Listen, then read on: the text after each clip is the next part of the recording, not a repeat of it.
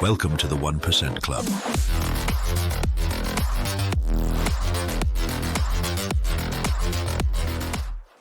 तो हम लोगों ने कल जैसे बुलिश कैंडल्स देखे थे, सिंगल बुलिश कैंडल्स के जो पैटर्न थे, तो आज हम लोग अपना बेरिश कैंडल्स का देखेंगे कि बेरिश कैंडल्स कैसी होती है और ये जो सिंगल बेरिश कैंडल है तो ये कैसे काम करती है। तो ये मोस्ट बेरिश कैंडल जैसे हमारी ग्रीन मारूबोरू थी, वो मोस्ट बुलिश कैंडल थी, वैसे ही रेड मोस्ट बेरिश है। लेकिन सेकंड मोस्ट उस केस में जब बुलिश कैंडल था, उस केस में हमारी सेकंड मोस्ट बुलिश कैंडल ये हैमर थी।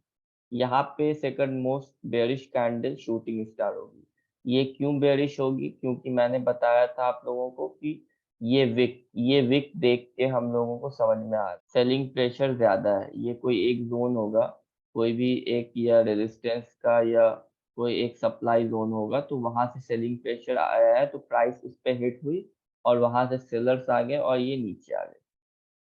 ठीक है, ये हमारी नॉर्मल बेयरिश कैंडल होगी। ये हैमर हमारी लीस्ट बेयरिश कैंडल होगी।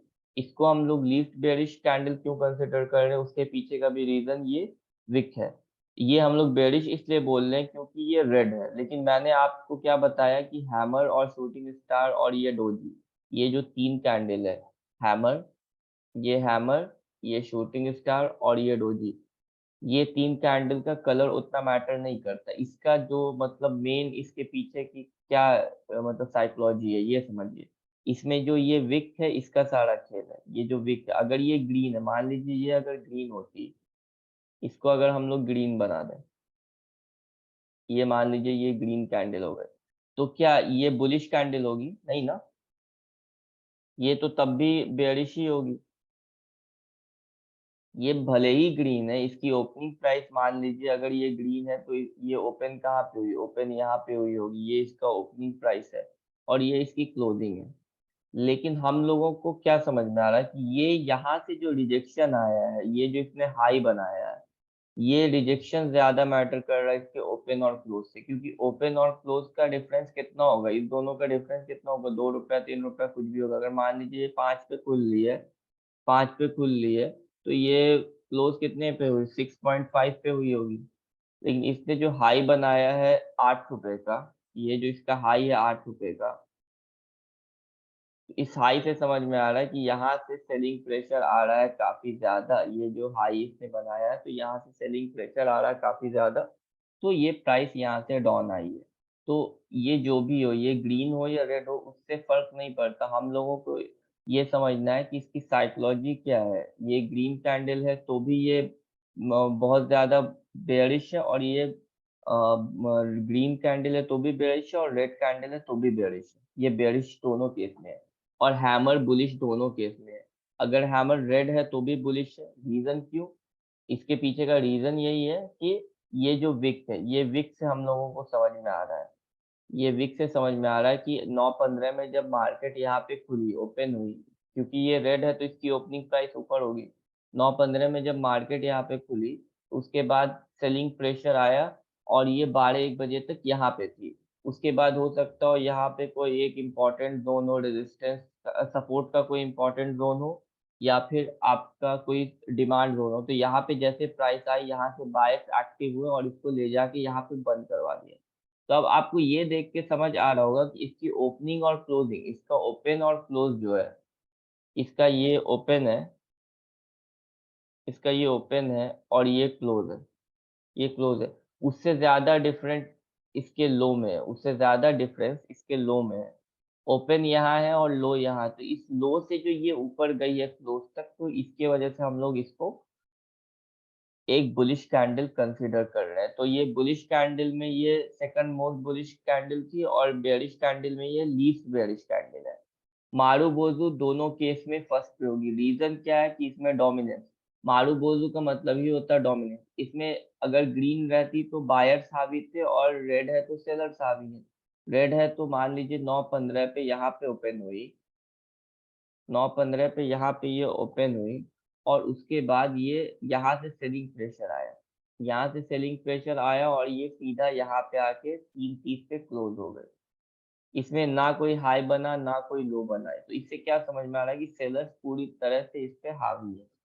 और उसी का मतलब उसी का अपोजिट होगा ग्रीन मारूबोजू में। ग्रीन में क्या होगा, ये नीचे खुलेगी और ऊपर बंद होगी, तो उसमें ये समझ में आ रहा है कि उसमें बायर्स पूरे तरह से हावी है। नॉर्मल बुलिश कैंडल अगर हम देखें, नॉर्मल बुलिश कैंडल में कुछ भी नहीं है, ये बिल्कुल नॉर्मल, इसमें हाई भी है, ये हाई भी है, ये लो भी है, यहाँ पे ओपन है और ये क्लोज है इसका। ये ओपन प्राइस है, ये क्लोज प्राइस। ओपनिंग यहाँ पे हुई और क्लोजिंग यहाँ पे हुई। ये इसका हाई है और ये इसका लो है। तो ये चीजें आप लोगों को समझ आ गई है।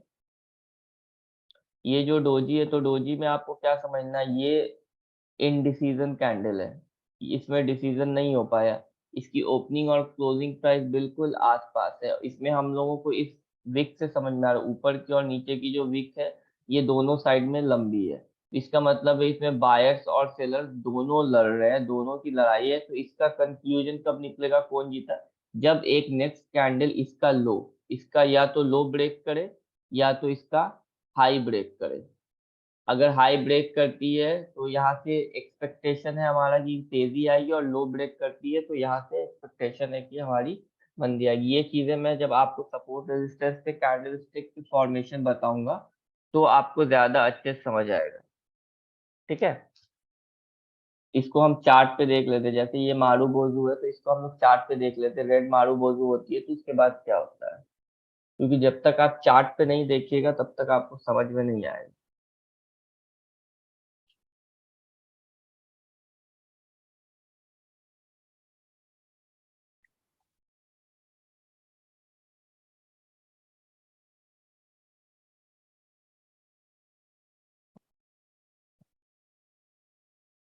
और किसी का क्वेश्चन था शायद वो डीमैट अकाउंट को लेके, तो अभी आप ज्वाइन हुए हैं जिनका ये क्वेश्चन था डीमैट अकाउंट को लेके।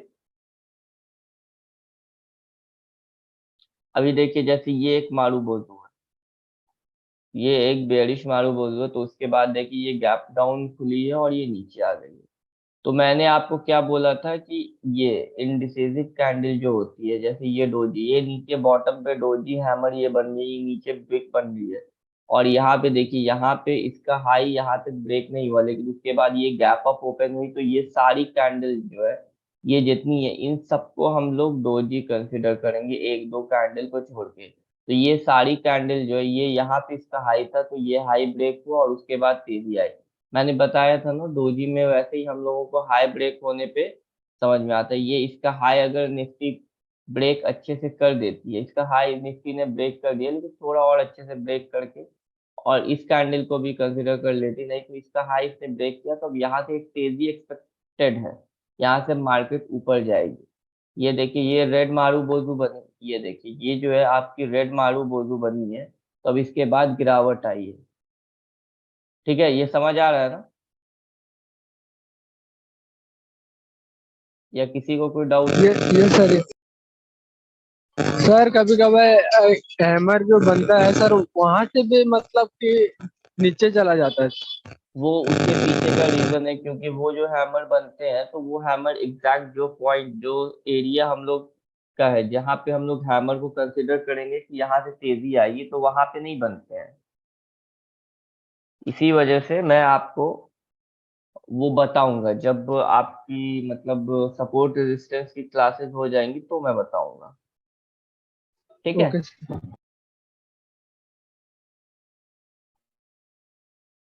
अभी मैं जो चीजें बता रहा हूँ बस उस पर फोकस करें तो आपको समझ आ जाएगा इंशाल्लाह। ठीक है, अब ये देखिए, ये एक शूटिंग स्टार तो नहीं, प्रॉपर शूटिंग स्टार तो नहीं, लेकिन उसी टाइप की कैंडल, और यहाँ से प्राइस नीचे आई। ये मेरा हैमर है। अब देखिए, अगर इसमें थोड़ी बहुत विक निकली, अगर ऊपर थोड़ी बहुत इतनी सी विक निकली, तो ये चलेगा, इतना सा एडजस्टेबल है। ये जो विक है ये एडजस्टेबल है। लेकिन अब अगर इतनी बड़ी विक इस पे बन रही है, इस पे इतनी बड़ी विक बन रही है, तो इसको हम लोग हैमर कंसिडर नहीं करेंगे।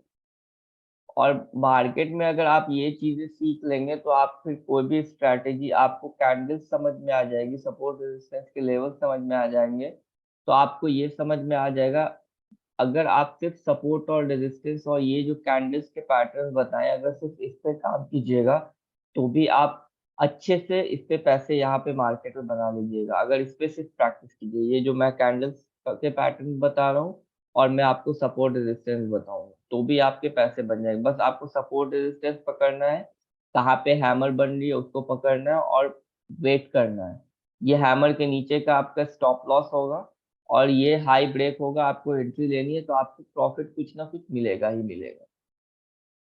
मैं कोई प्राइस एक्शन में कोई डबल बॉटम डबल टॉप अभी मैंने आपको नहीं बताया, मैं आपको बस अभी प्लेन सपोर्ट रेजिस्टेंस बता रहा हूँ। ये जैसे यहाँ पे देखिए, ये हैमर बनी है, नहीं तो डोजी, जो भी इस विक से आपको समझ में आ रहा है, इसका हाई ब्रेक हुआ, तेजी आई, तो ये चीजें काम करती है मार्केट में। ठीक है, तो यहाँ तक किसी को कोई डाउट है तो पूछ ले। सिंगल कैंडलस्टिक पैटर्न्स आज आपके कंप्लीट हो गए। कल से मैं आपके डबल कैंडलस्टिक पैटर्न बताऊंगा, बुलिश इंगल्फिंग, बेयरिश इंगल्फिंग, ये चीजें मैं बताऊंगा।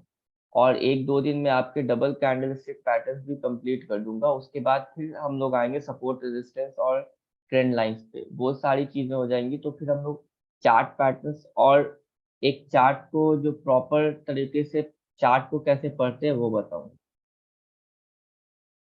ठीक है, तो यहाँ तक किसी को अगर कोई डाउट है या प्रीवियस जो क्लासेस हुई है उसमें कोई डाउट है तो पूछ ले, या नहीं किसी सर, को क्लियर है कोई सर। भी डाउट है डीमैट अकाउंट खोलने से रिलेटेड या कुछ भी किसी भी तरह का, तो अभी पूछ लें, मैं बता दूंगा। अब कुछ चीजें मैं आपको ये बता देता हूँ। आपको जो है मैं डायरेक्टली आपको ट्रेड नहीं करवाऊंगा, पहले तो मैं आपको वर्चुअल ट्रेडिंग ऐप पे ट्रेडिंग करवाऊंगा।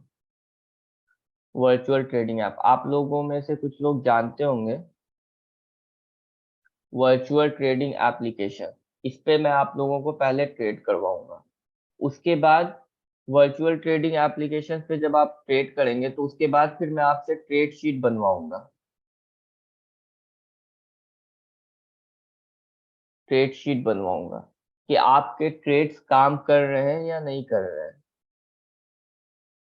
ठीक है, ट्रेड शीट बनवाने के बाद उसके बाद हम लोग देखेंगे कि आपके पास जो भी आपकी जो भी स्ट्रैटेजी है या जो भी सिस्टम है वो उसमें कहाँ पे गलतियां आ रही है, तो फिर हम लोग उसके मिस्टेक्स को पकड़ेंगे और फिर उस पे काम करेंगे।